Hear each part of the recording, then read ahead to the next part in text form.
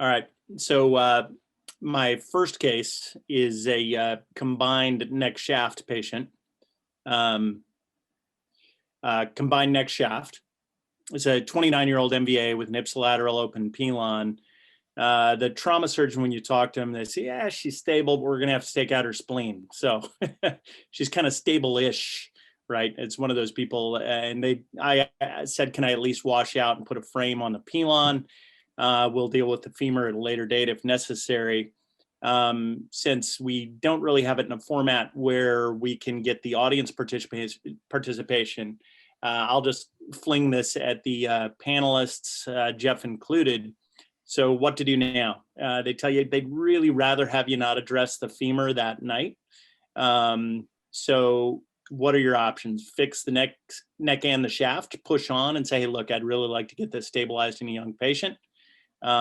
Just fix the neck to try to get the neck stabilized because, you know, as we all know that dogma is always good, right? And when most of us were in residency, that's older guys with gray hair, femoral necks were emergencies in young patients, right? They had to be reduced anatomically and done quickly, right? And now we know that that's probably not necessarily the case, but last point being traction and wait a day or two. What do some of the panelists think about that? Oh, as a moderator, I'll stick my neck out. I would try to at least fix the neck, and then if things are going swimmingly, move on to the shaft. But otherwise, I'm not too uncomfortable leaving them in traction or a simple 2-pin X fix for the shaft. But I would really like to get the neck fixed.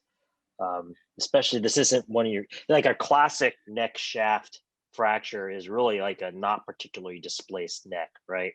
But Right. This one's off. This one's clearly off. So I'm a little more comfortable saying, well, maybe not on the classic non-displaced one, but this one's off. This one's displaced. I'm not super jazzy leaving it. I think I want to prioritize that. But Ryan, what do you think? I mean, I think the neck is critical. I mean, this is an otherwise healthy young woman, obviously sick from trauma, but I think that prioritizing the neck is probably the right thing to do. It's going to be challenging though, because you don't have a leg to pull on with the femur broken. So, you know, if you do an open approach, how do you want to do that? Would, you know, the trauma team's worried about the overall physiology, you know, you could opt to fix the neck and then quickly plate. That's a transverse pattern. You could plate the femur itself and then be done. You're not risking reaming. She's going to be non-weight bearing for a while with the ipsilateral open pilon at that point anyway. So maybe that might be an option for something like this if she's able to tolerate it and you've got the team with you too. But because that's, you know, from the resource standpoint, how do you want to, you know, how many folks do you need to help with this to make that happen too? James, any comments? Well, so if you want to play super devil's advocate, we could use like a long sliding hip screw and play, you know, fix everything through a single implant like that. I think the conversation that happens in my head with this is, does this person, are they dying from their femur fracture? Because femoral necks are issues for femoral head survivability, but femoral shaft fractures in the hemodynamically maybe transient responders or unstable, the femoral shaft fracture is what they bleed from. Femoral shaft is what they die from. So I don't think this person's going to die if you don't fix it, but they're definitely not going to die if you leave their femoral neck alone. So I tend to prioritize the shaft, at least stabilizing it, maybe not definitively, in an unstable patient or a transient responder patient. And then when I can do a good job and take my time to do it right on the neck, I'll do that. That being said, we're starting to see enough evidence that an anatomic or a radiographically anatomic reduction and percutaneous fixation of the neck probably is just as good as an open reduction. So if you can pull on it and get it right and get a screw across it as a resuscitation, like hold it there while we get you better, that may be better than nothing. So I really I'm doing the worst thing ever, which is hedging my bets on everything, but I kind of like fixing the shaft first because it gives me a few more options, and I don't think that burns a lot of bridges. Okay. All right. Well, let's see what happened. Okay. The trauma surgeon was really reluctant to let me do anything else that night because we were operating simultaneously. So the next day, however, after she had her spleen out and she got a little bit of blood, the trauma surgeon said, yeah, you could probably fix it last night because a different trauma surgeon was on call. So clearly I don't have full x-rays below, but she was treated with a retrograde nail for the femur. And I kind of agree with James in that, and something that Ryan alluded to a little bit earlier, I've found in some of these, if you can get control of the shaft and leg proper, a lot of times you can get the neck very close without having to do a lot of extra work on it, without having to open it up. This was done with just a small stab incision after the femur was nailed, a little stab incision over the kind of the base of the troch, and you can easily slide a bone hook onto this piece, and it keyed in very nicely. So I first fired the wire for that screw to stabilize that, and the wires for my two big cannulated screws. Pretty happy with how it all actually came back together. And one of the things I wanted to talk to everybody about is the old adage of they have to be fixed immediately. I've found that, I kept her in traction overnight, just pulling through her frame. And, I found in a lot of these people, it's not truly an emergency to reduce the neck.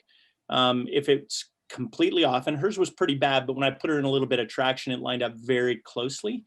I don't know how the other panelists feel about that, but I felt pretty comfortable leaving her overnight, knowing that she was probably going to be able to go the next day.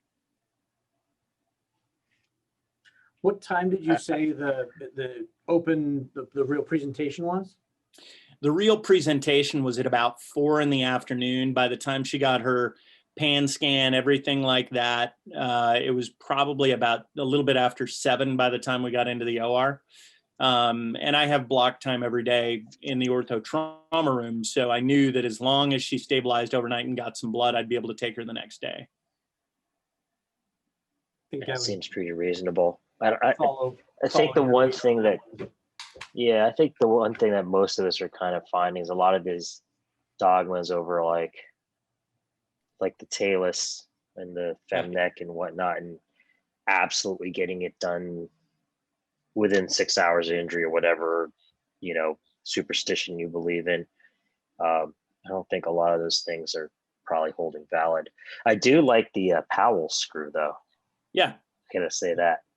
Yeah, pulling that screw in to really get some compression across the calcar side of the femoral neck, I think adds a lot of stability to that. What was the order of that? The order was wire after the reduction, and then the two big wires. This screw, it wasn't designed to generate a ton of compression, but I wanted some decent purchase to kind of put a gentle pull on the neck side of the inferior neck side of the fracture. And then the two big screws were, I can't even remember whether I did the anterior or posterior one first. I guess if from a CME standpoint and making sure we're not going too off the rails, although we're pushing the envelope, we probably should say that, it's you're still going to have to justify or at least document well why you think waiting overnight, because that can be the kind of thing that may not be accurate, but it might be something that you would hear from a person with a JD as opposed to an MD, as right. Why you're not taking this as a quote unquote emergency. So just be documenting well. And then the other thing would be at least with acetabular fractures, we can, and hip dislocations, we see AVN at like 5 years. So make sure that you follow these people no matter what their pattern is. If you're seeing a displaced femoral neck, I'd recommend don't just follow them for the 6 months it takes to heal. Just because I want to know if it heals because it's a good story, but I also want to make sure that they don't develop AVN late. Well, he's going to have to deal with that Pilon, which is a story that ain't going to end shortly. So